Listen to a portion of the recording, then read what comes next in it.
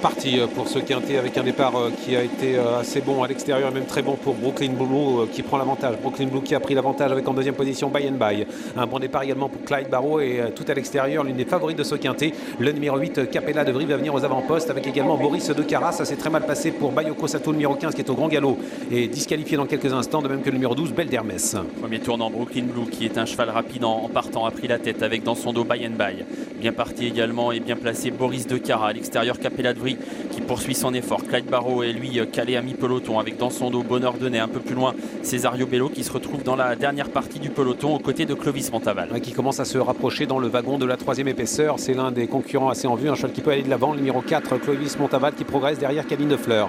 À l'arrière du peloton, nous retrouvons pour le moment Cara GD avec également le numéro 16, Belle du Matin. La dernière position est pour le numéro 4, Cadel de Chaos qui fait sa rentrée aujourd'hui. C'est toujours le petit Brooklyn Blue qui est en tête pour se diriger vers le deuxième tournant. Et il a l'intention visiblement pour l'instant d'essayer de contrer les attaques, celle de Caline de Fleur. Il est sollicité, Brooklyn Blue. Est-ce qu'il va pouvoir contrer Caline de Fleur? Non, il n'est pas assez rapide là pour la contrer. Caline de Fleur va passer en tête au bout de la ligne opposée avec un effort également de Clovis Montaval qui est toujours un petit peu en dehors, qui va venir couvrir Capella de Vries. Quant à Clyde Barrow, il attend toujours en bon rang. Cesario Bello est lui un petit peu plus loin, toujours à l'arrière. Ouais, c'est vrai qu'il est à l'arrière du peloton, le favori en bleu et rouge. Il attend pour le moment dans le wagon de la deuxième épaisseur. Il y a eu du rythme depuis le début avec Caline de Fleur, l'outsider qui a pris l'avantage face à Brooklyn Blue, qu'il a un instant contré mais qui finalement se retrouve dans son sillage. À l'extérieur, Clovis Montaval continue son rapproché, va pouvoir se rabattre devant Capella de Vries qui s'est montré sage depuis le début. On retrouve ensuite en cinquième position à la corde By and By, suivi par Boris de Cara, passage devant les tribunes, et Clovis Montaval n'arrive toujours pas à se rabattre. Il faut dire que Damien Beaune ne cherche pas à le laisser passer, il accélère même avec Capella de Vries.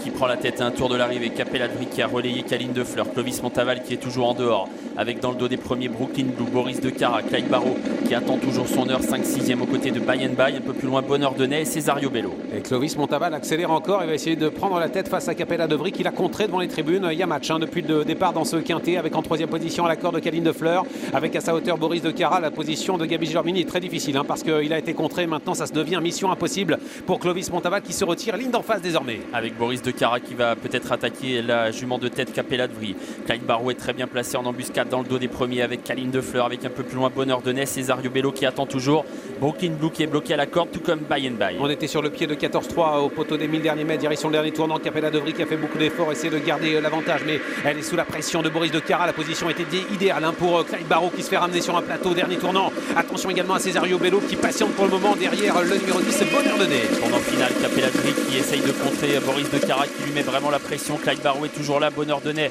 un tout petit peu plus loin, Cesario Bello qui n'est pas encore lancé. Brooklyn Blue s'accroche pour essayer de garder une place. By and By vient juste derrière lui. Avec courage, Capella de Vries repart, mais attention, on a des attentistes qui vont se rapprocher avec Clyde Barrow maintenant qui se décale. Boris de Cara qui n'a pas encore relâché son effort, essaie de repartir également à l'entrée de la ligne droite avec Capella de Vries qui maintenant est débordé par Clyde Barrow qui a pris l'avantage. Attention à Cesario Bello également qui finit vite à l'extérieur. Clyde Barrow qui se détache à 100 mètres du poteau face à Cesario Bello qui finit de plus en plus vite, et le cheval de Philippe Daujar va venir chercher la victoire. Le numéro 13 va s'imposer. Cesario Bello, deuxième place pour l'outsider Bonheur de Nez, le numéro 10, troisième place pour Clyde Barrow, et puis derrière on a Babette de Banne qui a bien fini en compagnie également de Brooklyn Blue.